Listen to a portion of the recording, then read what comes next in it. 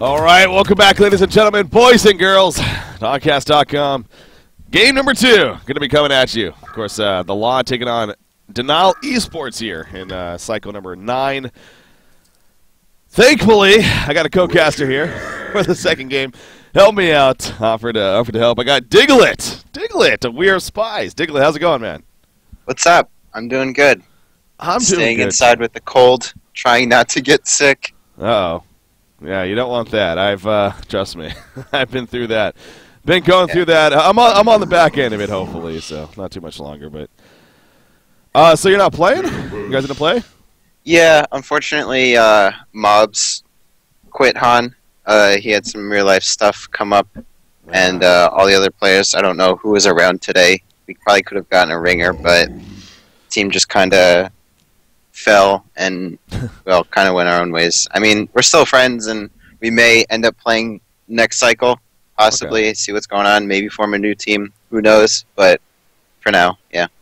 Fair enough. All right. Yeah, hopefully nothing too much happens there on the back. I mean, you guys are actually in a contention for a playoff spot in HoN Tour, so that should that could be interesting, actually. Hopefully you guys can stay together for that sake, at least. Yeah. Going into the playoffs, but we'll see. Enough about you guys, though. This isn't about you guys. This is about you guys. No, we got the Law taking on dnL Esports. Again, thank you for coming on here. So I take it you were watching the first game there? Yeah, I've been watching that game and Colcast, flipping between both of them. Yeah. Speaking of that, I actually wanted an update on that. So it looks like Team Excellent actually took the first game over State Green. Did you see anything interesting in that game there? It was interesting to see Gemini being played.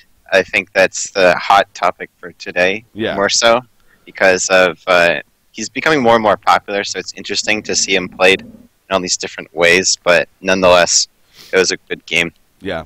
That new roster for Team Excellent, that's a fun roster there. I mean, that's definitely a powerful one. It's good to see Nox back. At least I like seeing him back.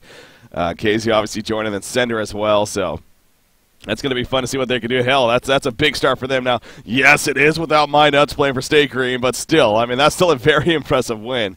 It is only the one game win, though, so we'll keep an eye on that, though. The other results real quickly, it was Team NK. They're actually up 1-0 over Ready for a Miracle. And the Lion Esports Club is up 1-0 over Reason Gaming. So that leads us into this game, though. Again, we're coming off of game number 1. Definitely some interesting things here in this series. We had the Blood Hunter, the Sir Bensington. I mean, I don't know how much you've gotten the chance to play Diglett in these last, 3 weeks or so, but first off, have you? And second off, I mean, have you really been able to feel or notice a difference with the patch change? Oh, yeah. I mean, I've been streaming every day, or trying to at least, and definitely playing the new heroes. Bensington, I could definitely feel the difference. He's a fun hero all around. I feel a lot of his skills are quite honestly useless, but he's still a really fun hero. Just his playstyle and everything about him. Bloodhunter, I did get a chance to try out the new change with the Feast usable ability, where you can just consume a creep. Everyone says that you can jungle Bloodhunter now. It's not that great, but it's still interesting to see how it plays out, and it's cool to see in lane. It's definitely a lot stronger. Yeah. But yeah, those two are the main ones. Gemini, just a great hero. Not really much changes recently, but Elemental Force, people realizing how powerful it is. Mm-hmm. And I'm actually really shocked that Solomon and Cersei haven't been played a lot more. Mainly Cersei. Well, it's a really broken hero. Did you watch the series earlier by chance?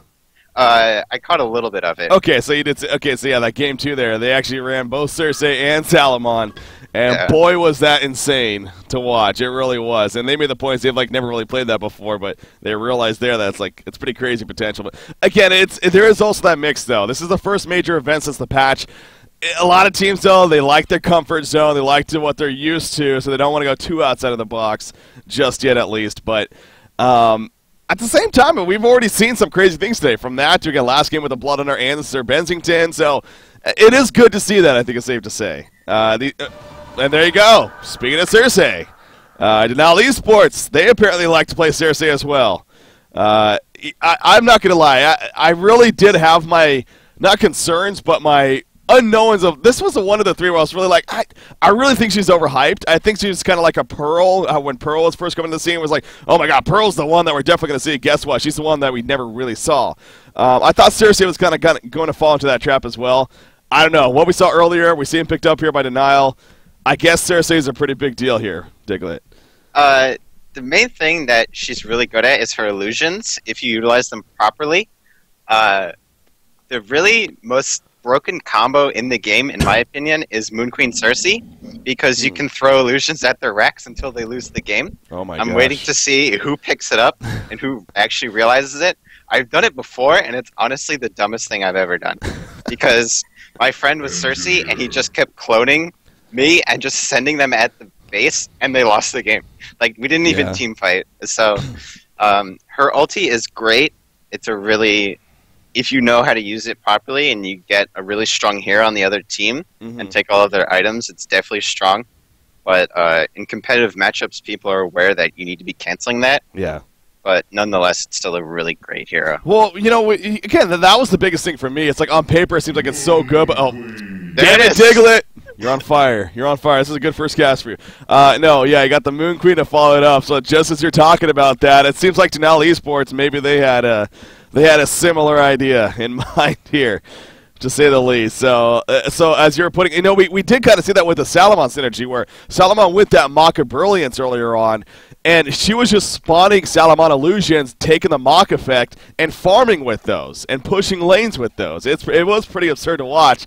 Now you factor in a Moon Queen that's got the glaives bouncing around. She's going to be able to do that with the illusions. So, yeah, it's going to be fun to see what they do with Cersei here and the Moon Queen combination. But, well, I'm excited. I'm excited once again. They got their combo. Overall, it's a very strong lineup. Tempest got some nerfs.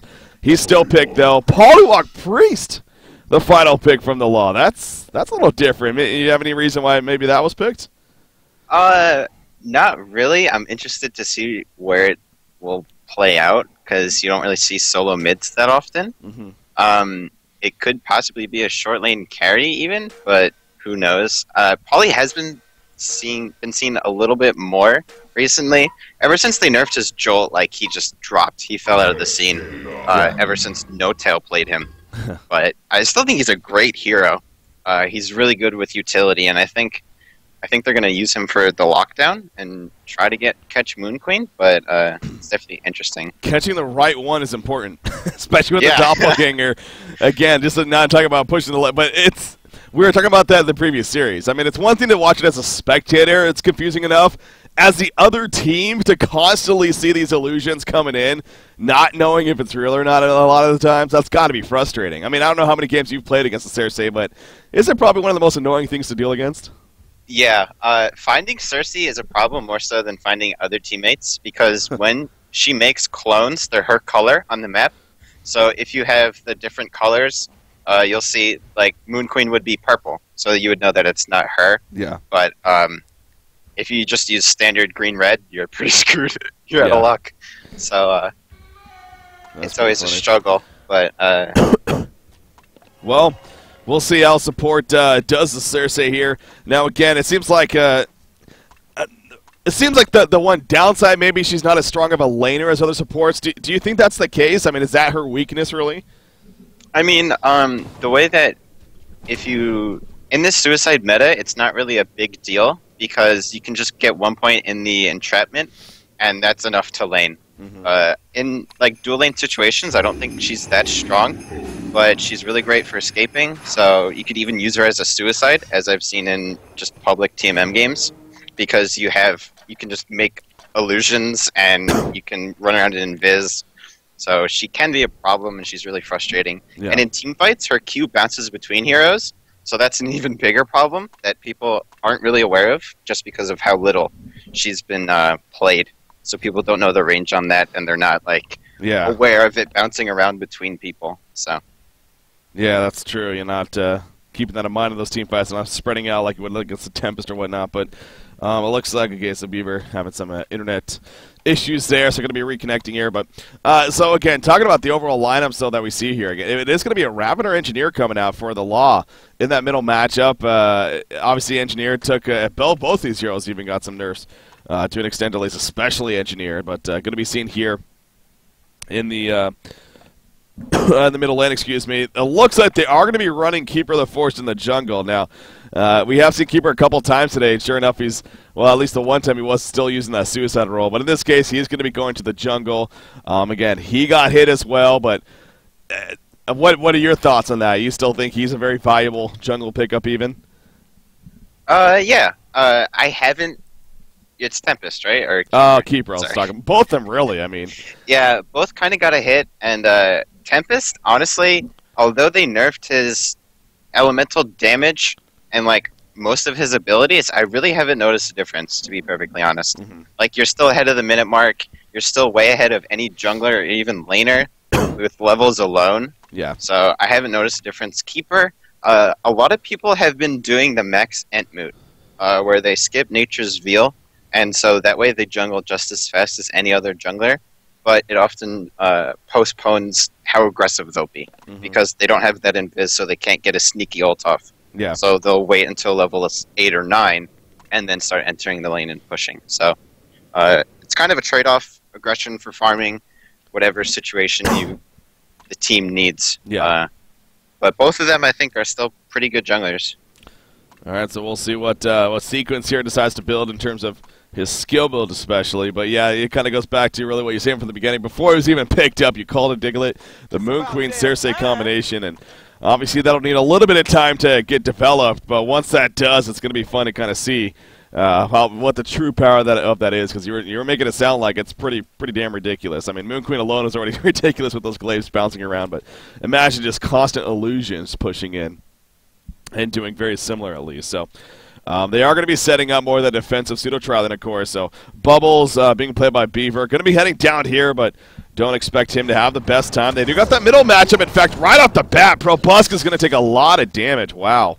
Landed the initial keg stun. He got the ball landing on top, so forcing him to use a very early health potion in that middle matchup, causing some issues. But the top lane matchup, kind of an interesting one, you know, especially with the Keeper of the Forest being a lot more that passive jungler. How would you see Kraken faring against the Polywog Priest up there?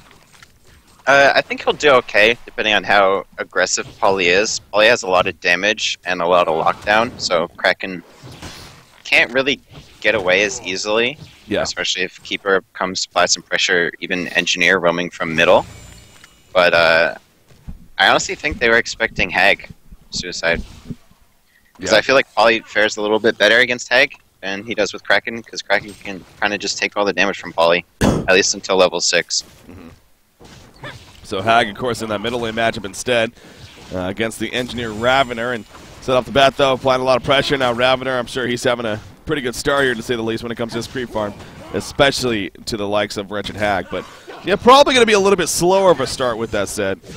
Here in game number 2, you have Cersei right here getting Bubbles to shell surf away before anything happens to him, but that goes back to the idea with support play that Cersei again has that level 1 in entrapment and is able to box out Bubbles pretty well by himself, not being the biggest issue in the world. So Tempest, his jungling situation, as you put it, maybe not even that noticeable in the end, but he does have the early aim at the Exile, and he is farming about 300 gold per minute, so really Tempest is actually farming pretty damn well here to get things started off, actually. So 2-minute room picked up by Engineer at the bottom.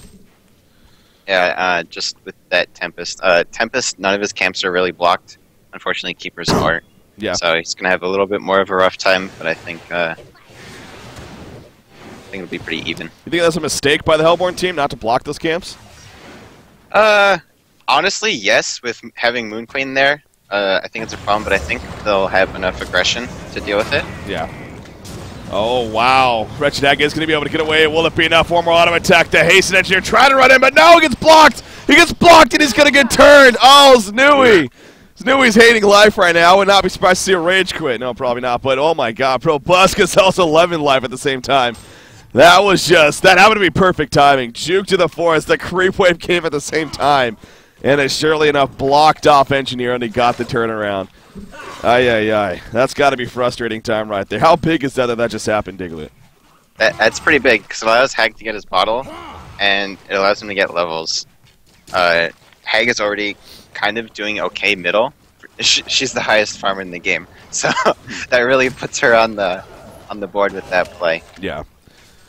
To say the least, 330 gold per minute. It's slowing down a little bit now, of course, a little bit skewed, but still, obviously a huge burst for her specifically to get up there. Now, with that said, Ravener is still having a decent time with his creep farm, although his GPM isn't necessarily the greatest. Bubbles at the bottom lane, entrapment. He'll be able to shell surf through, though, and he's going to be fine as he picks up the Ring of the Teacher off to this side as well on top of that, so... Again, they're just going to keep boxing him out. But Flensmeister's farm, what is he looking at? 20 and 10. You have Polywalk Priest about 20 and 9. So both the short lanes actually pretty similar here. As actually, oh, they are going to get the kill. Yep, I didn't think it was going to happen, but actually just enough damage right there. And Beaver playing the bubbles, hanging around a little bit too long, unfortunately. So I was going to say, is it maybe a little bit? You think Moon Queen maybe should have a little bit more creep farm, or is she doing just fine? I think she's doing just fine. Bubbles was able to pressure a little bit when Cersei was pulling to get experience, so that's fine. They should still be able to get lane control, and I don't know, Bubbles can't really stay down here with Max Moonbeam. He's going to get harassed out and can't really do anything. Yeah, that's So a few denies isn't too terrible, and the same goes for top. Kraken has more free farm, or more creep kills rather than denies, so I'd say they're doing about pretty even. Polywalk Priest actually is level 6, but again, with the power of that Tsunami Charge, if I'm not mistaken, I believe he can Tsunami Charge out of a Ward Trap. Kind of like he can out of Pharaoh Mummy Wall, so... yeah, he should be able to, so I think he's fine up here. Yeah. Shouldn't be a big deal. Looks like Beaver, unfortunately, is having some issues once again, so hopefully nothing too serious here, but yeah, so I was going to say it's level 6, but for that reason, it's not a guaranteed kill by any means, unless he can get that... the Hex off, which right now is only 1.25 seconds, and you would need to do the math and figure that you have just enough damage for a kill, but Kraken, not the easiest hero to do that against, not only with the getaway, but naturally being tanky, of course. So now, Kraken also almost level 6 himself, though, so that's another thing to keep in mind. That Polywalk Priest may need to be careful about that as well, but... Keeper of the Force, by the way, he did go the 1 point into Nature's Veil here, and he actually does get root right here at level 6, and look at where he's going. Right to the top lane. So they are going to try to set something up on a Kraken. We'll see if Mickey is able to pick up on this in time or not. It's going to be close. Oh, right next to him. There's a root coming out. Here comes a Ward Trap. Can he get the... Yes, he can. He Tsunami charges in time, and I got to wonder if Polywalk Priest was aware of that. Because, yeah. No follow-up, unfortunately. He had a tongue tie, but could not get it off right there. Yeah. Okay, a little slow. I was actually expecting them to just push this tower instead with the Ward Trap. I feel like Polly should have known that Kraken can charge out, and he shouldn't really have wasted the wards there, because now they can get maybe even 2 towers if they had the Ward Trap. Yeah. But they're still pushing nonetheless, so. Yeah, they are going to put some pressure, but yeah, that's a great point. I mean, like I said, I honestly wonder if he was even aware of that or not, but in the end... Tsunami charge out from Mickey, so he is more than fine. As you put it, though, they are still pushing the tower. And this should be a tower kill. Kraken, he can kind of come back in there, maybe go for an attempt on the 9. Not even close. It's going to be an easy tower kill. So they will take it out. Middle lane, it looks like they're setting something up. Bubbles is here. Wretched Hack, though, she's just a little bit too far away. And she's not going to give them an opportunity. Bottom lane being heavily pushed in the meantime. Moon Queen actually leading the way as Tempest and Cersei with her. They're going to keep this going. So if you're the law here, you have to defend this, right? I actually think they're okay with giving this up. Oh? They can defend it, although they're really kind of underleveled. They also don't have Keeper Root or Poly Ult.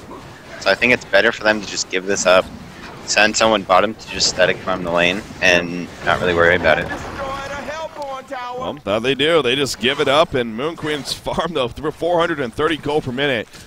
Pretty ridiculous. And the other thing about the patch, you mentioned the Cersei Moon Queen combination, the item, Wing Bow, a popular item on her already. Now you get 100 more range added if you're a range hero on top of that. So, we'd have to get to that point first off. But if we happen to get to that point in this game or in the future, obviously, then that's going to be fun to kind of see that coming into play with those glaives bouncing around and off. But speaking of Moonqueen, they're going right here on the Ravener. He is going to be jumped off. Ball lightning going to be used. He stuns onto the illusion, actually, and he eventually falls. All 5 collapse together right there.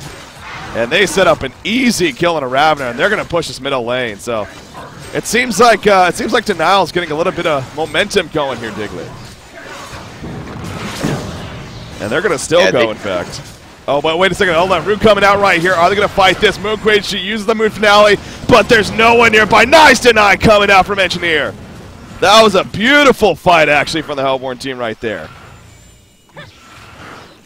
Yeah, that was really well done. The nice thing about Keeper Polly is that Keeper can just root, and Polly doesn't need to cast any spells to land the ward trap. He can just place the wards and guarantee it almost every time. So they just pick off the Tempest so that he can't hole and deny the tower. And team fight's pretty much over. Yeah, that looked like dnL Esports was going to... That's I was making the point. I mean, it seems like they're starting to really snowball now, but all of a sudden the law actually holds them off pretty damn well at the towers we saw, and able to get a counter kill themselves on that Tempest. Now top lane, you see, okay, it is going to be a Whispering Helm on Moonqueen, so nothing out of the ordinary there. But again, going back to that Wingbow idea, what do you think of that change? What did you think of that change? I actually have a real problem with that, because if you remember a while back, Savage Mace used to grant 15 attack speed on top of the mini stun and the damage. And at that point, like, if you got a Wingbow and the other team got a Savage, the Wingbow kind of got countered, and you were able to deal with it. But when they nerfed the attack speed, Wingbow versus Savage, Wingbow wins every single time. Like, if you get a Wingbow and the other team gets a Savage, you're still ahead with the Wingbow. So it's still ideal to keep it. You would be doing more damage. So now, on top of that, they even buff Wingbow to both melee and ranged. So if you weren't already ahead before, you're even more ahead now.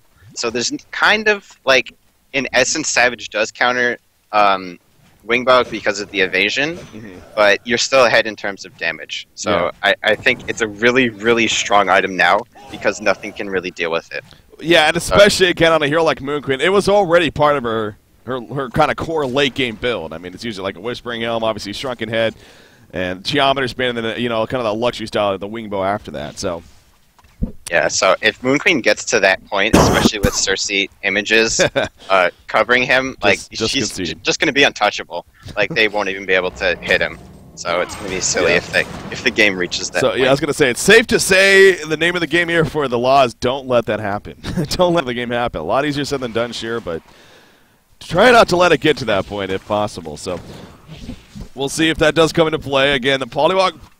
excuse me there. Having a hero like Polywalk Priest, and this lineup is kind of more that aggressive spoken lineup. Now, outside of maybe the Keeper of the Forest, he's a little bit more of a passive push style, but he does bring great team fight for this whole team, and obviously, again, this is a very gank-oriented lineup, though, so is there a timing that you're looking for from the law, maybe a certain item pickup, where you think that they need to kind of turn things on here? Because, I mean, Moonqueen, she's been over 400 GPM now for a little bit.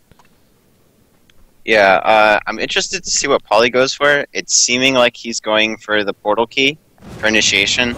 And then I think once he has that, and Keeper has the Astrolabe, we'll try to set something up. They're clearing Ancients now, so that should get Ravenor closer to his portal key if he's heading for that route as well.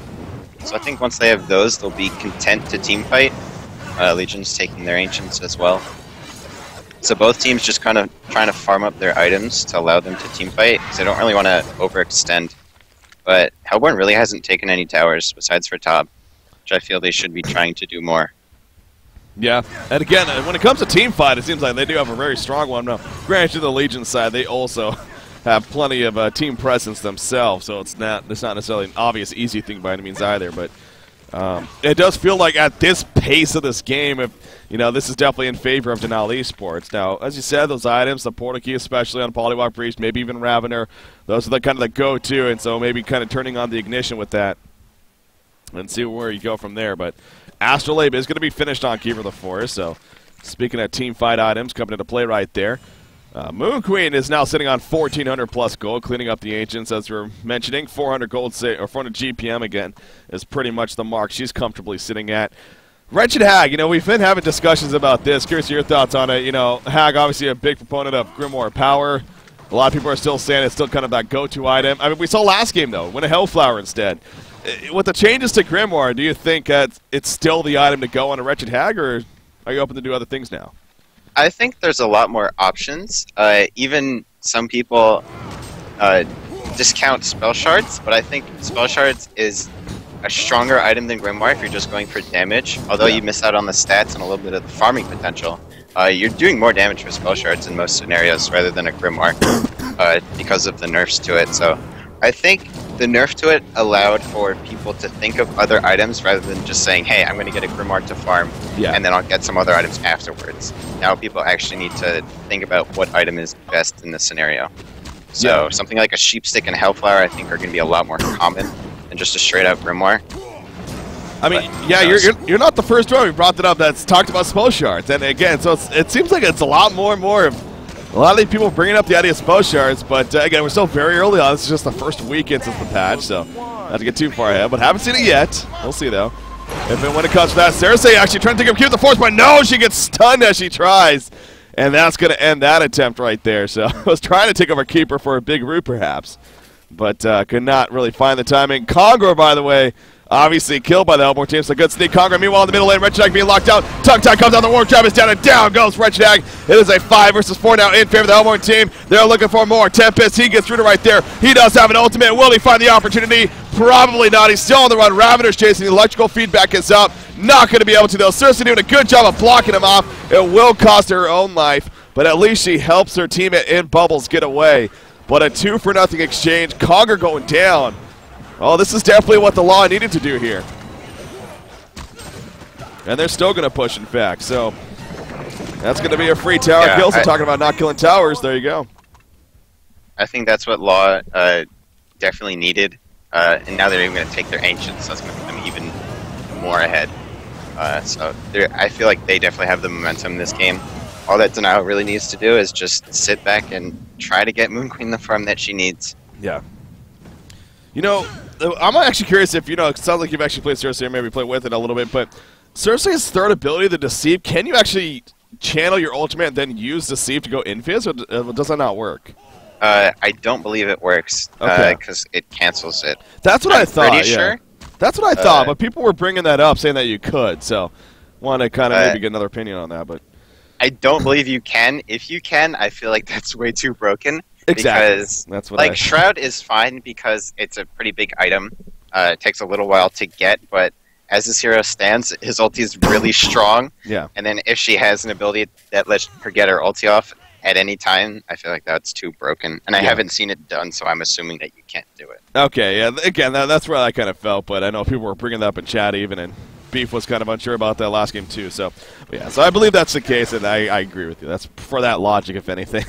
Seems like that would be even a little bit extra absurd. But Ravener, he's in a lot of trouble. He does not realize he's on top of a Rev Warden right here. They're going to be able to spot him. He has a token of life, so he'll be able to resurrect, but can he get away? He has a portal key. No, he cannot use it. Electrical feedback comes out, but there's too much damage, and Ravener is going to fall. That's just poor timing right there from Bodex, but they're trying to respond. Here comes the Hex. Tempest is not going to be a War Trap. The Wars are doing plenty of damage, so it will be enough for the kill. Cersei is also caught, and Cersei goes down in the end. So it does end up being a 2-for-1 exchange, despite them losing Ravener early off the bat, and he got the token wasted. So, I mean, did any team really come out on top there?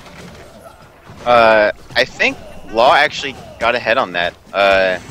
Although they didn't really get any big cooldowns besides for Moon Queen ulti from Moon Queen. Yeah, I'm gonna do it. They didn't really get much out of that, just the kill on Cersei, and they had to blow a few cooldowns. But they should be able to get a tower too, just from the pickoff alone. Yeah. But they did lose token, so that's a negative, and they lost Ravenar. But he already bought his portal key, and I don't think he lost much gold on that. So yeah. True that, true that. So he's going to be resurrected, or he has resurrected, in fact. And he's at the top lane, but as I say that, he's going to get jumped once again. Release Kraken comes out. He pours over the ball lightning. He had to use that initially. Bat Blast comes out. Electrical feedback is taking in a lot of damage. Will it be enough? Oh my god, it looks like it is. He's going to survive for now. He has a dot on him, and it looks like he's going to be fine, though. Changes the string steam boots. In the meantime, though, Wretched Hag. No, the Sonar Screen, the portal key used just before. And the Sonar Screen missed as a result. Somehow he lives. Somehow Brodex manages to escape right there. Good teamwork also between Keeper and Bubbles, kind of distracting them. And That is the end of that, so that was close to him dying once again, but that was a case of several ultimates, both Release Kraken and Bad Blast were used to get 0 kills right there, so obviously very beneficial for the Hellborn team. And once again, though, we see those portal keys. You got the Ravener, you got the Polywog Priest. You have Keeper of the Forest sitting on 2,400 gold. Do you think he needs a portal key too, or, well, he gets one, so what are your thoughts on that, though? I don't think he needed that. They have plenty of initiation between Ravener and Poly. I think going for something like Bulwark or straight Resto would have been a little bit better. But now, I feel like they just feel they need to jump on Moon Queen, blow her up, or Tempest, and then that's the team fight. Yeah. But I think they're kind of playing it wrong for the late game. But we'll see where they take it. Yes, we will. Ravener's going to lead the way in the middle lane. It looks like on the mini-map, the Legion team maybe trying to think about collapsing on them. Not going to happen, though. Moon Queen, by the way, also another thing to note about Moon Queen, she didn't actually go the Energizer early on. She just simply went straight into that Whispering Helm. And now the Firebrand on top and going to be going from there. But you fine with that, not passing up on an item like Energizer early? I don't think you need it. I think it's more of an item if you're a little bit far behind, or if you really just want to train early on. Yeah. And you need the movement speed just to catch any other teammate or any other enemy if they have a movement ability. But you don't really need it, especially if you're just going Firebrand and Whispering. That's plenty to farm, and it even slows you down a little bit if you get the Energizer. True. And he's been doing fine in between the jungle and lane farm. He has plenty of farm.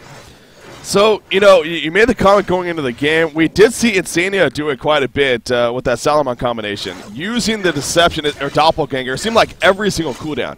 I've noticed that support here hasn't really been doing that. In fact, he's sitting right here with Moon Queen, not using the Doppelganger. You think that is a little bit of an oversight. Should he be using that more?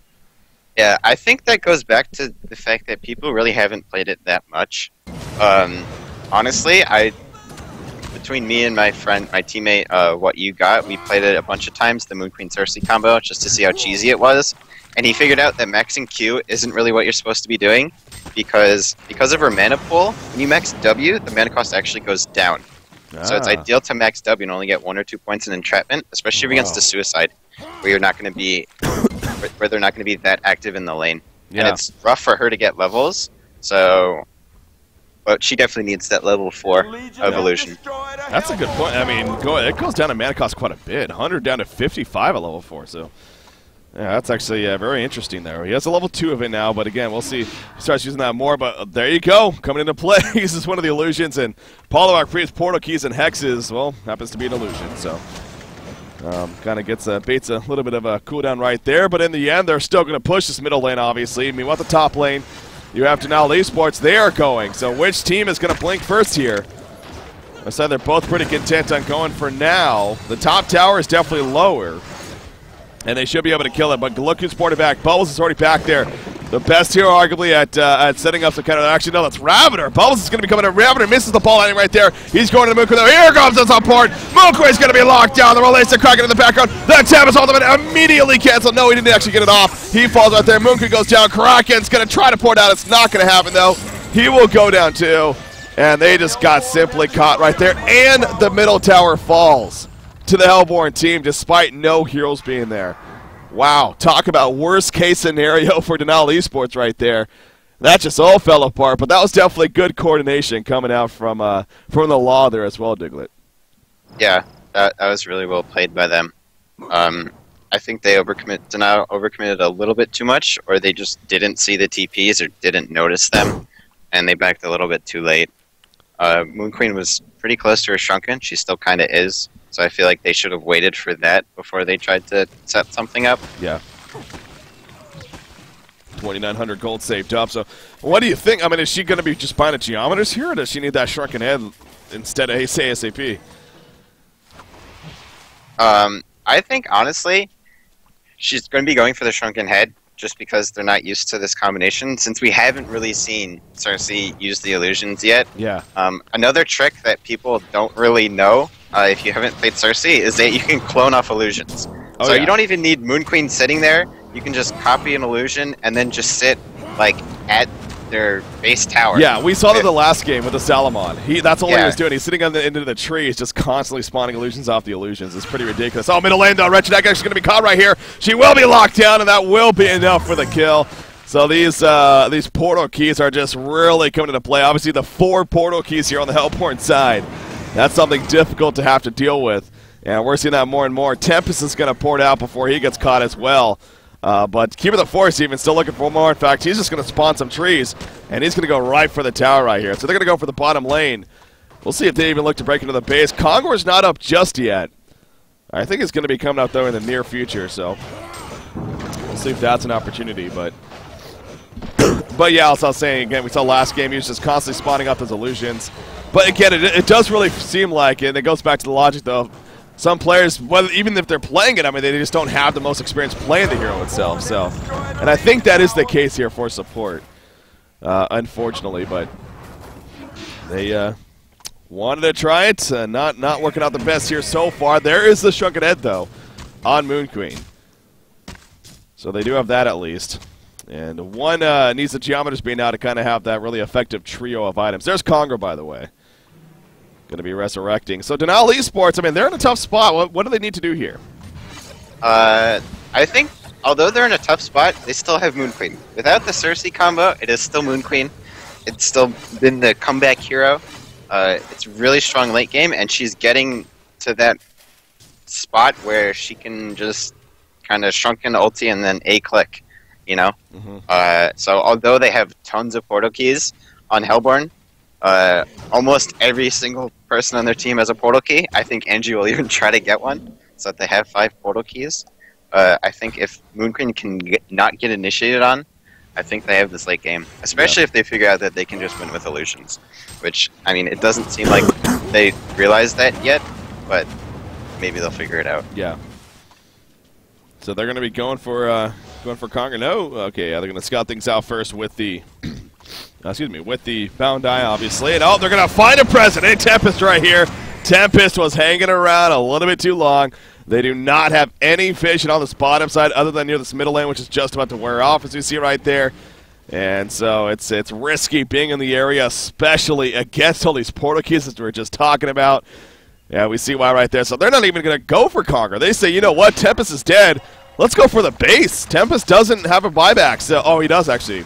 He has just enough gold for a buyback, so this is going to be interesting. We'll see if it comes into play. They're counter-pushing the top end in the meantime, so it doesn't look like it's going to be used. Moon Queen's up here, but no, she's going to have to port back. This tower is going to start dropping. Will we see that buyback? Cersei is going to go to take over Polygon. No, the silence comes out. Cersei is going to be caught, and as Cersei explodes, Prodex reacts in time with the portal key. Here we go with the Babylon. So Bubbles and Polywalk Praise just melt to the ground. The Moon Finale doing plenty of damage as well. Ravener is going to be able to port out. But they will get the tower when it's all said and done. So dnL does get a couple of hero kills at least. But they are not able to save their tower. They couldn't get the top tower either. But I think dnL definitely did a lot better than I was expecting that to be. Even without a Tempest ultimate used. Yeah, it was good good response from Kraken, landing the ulti when Cersei got jumped on. And Moon Queen as well, coming in with the ulti and Shrunken Head. She still does a lot of damage. Yeah. And now it seems like they'll push with the Tempest ultimate, especially because most of the ultis... Never mind, all of the ultis on the Hellborn team are up, but let's see if they just start throwing illusions at them. Yeah. So, you know what, I got to point this out if this is the case. I mean, chat's bringing it up, but obviously didn't notice it in the spot of calling the play. But so apparently Prodex at the top lane on Ravener, when he was just about dead when they were trying to kill him and he got some team support and Hag tried to finish him off there at the end. So he had that dot damage on him.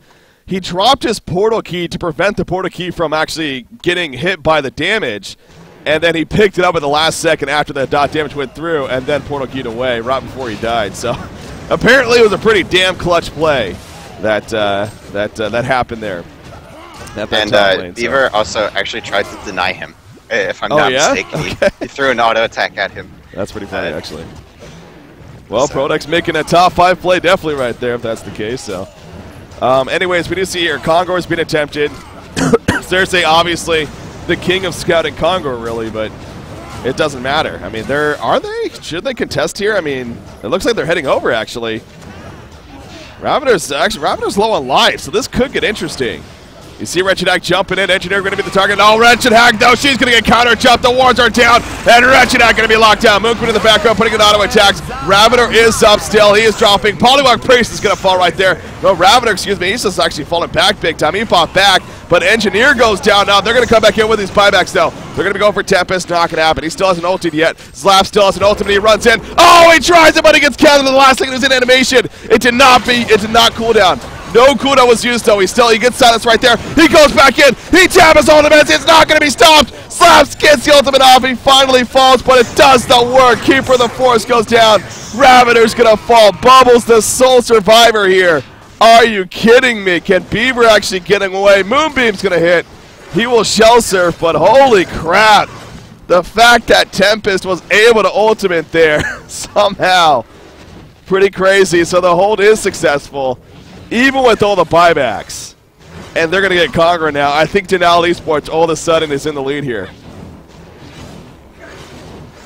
You think so, Diglett? Yeah, that was a great play by dnL.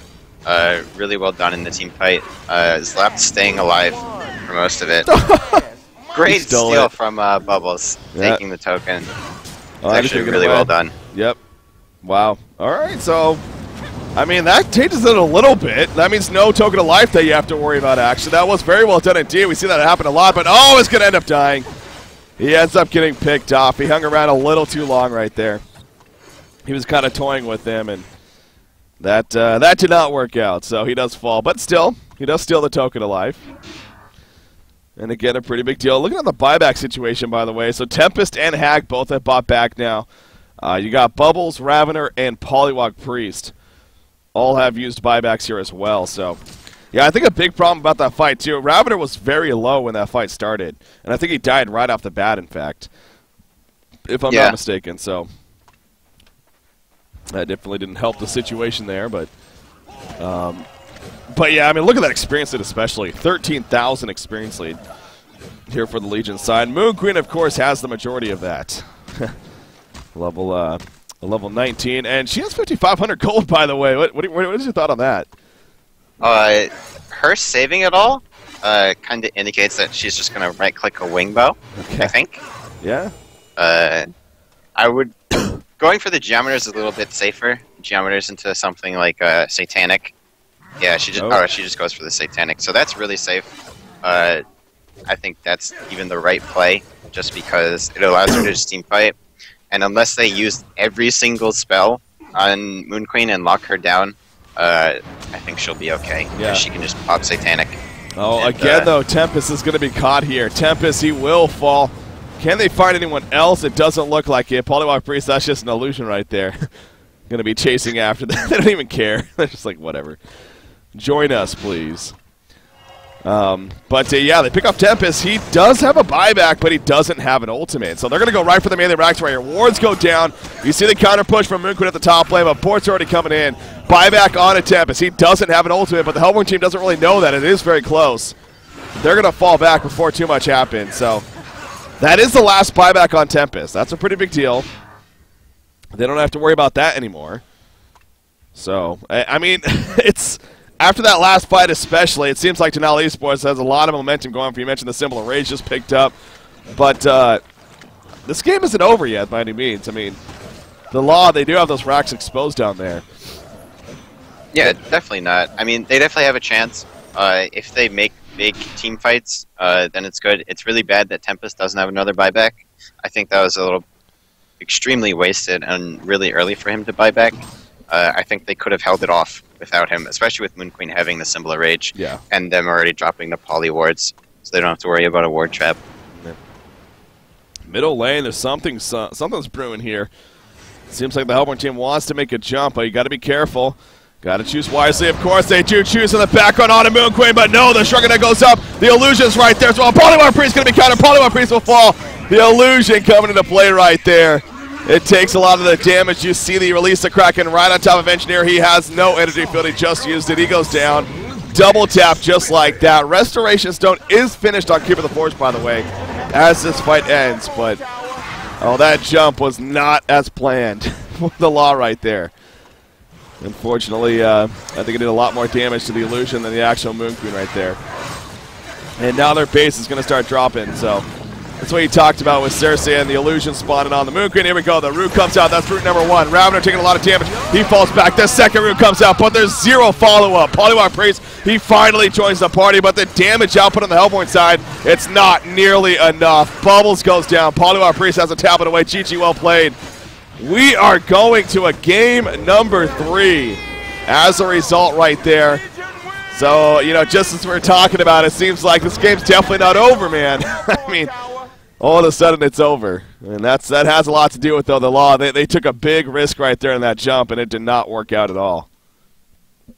Yeah, they kind of tried getting Moon Queen, but then again, Shrunken Head, and all he did was Shrunken Head, pop symbol, pop ulti, and just destroy Polywog, and Engineer got picked off.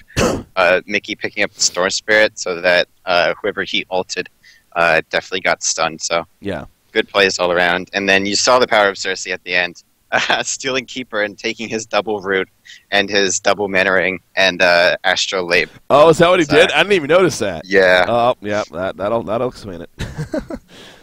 That'll explain it. You know, that's always a dangerous thing against a hero like Cersei. It's like, you know, you see a hero like that, it's like, yes, he's getting more items, but at the same time, that's also another item that she could possibly have to use against you. So it really is kind of a double-edged sword there.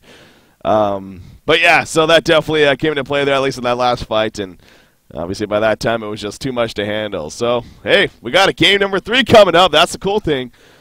So, Diglett, you're going to be hanging around game number 3? Definitely, man. Awesome. Definitely here to help out. Awesome. With that said, ladies and gentlemen, sit tight. We're going to be taking a short break as always. We have game number 3 going to be coming up just around the corner. Stay tuned. You do not want to miss it. We got dnL Esports taking on the Law. Game 3 coming up next. Stay tuned, guys. We'll be right back.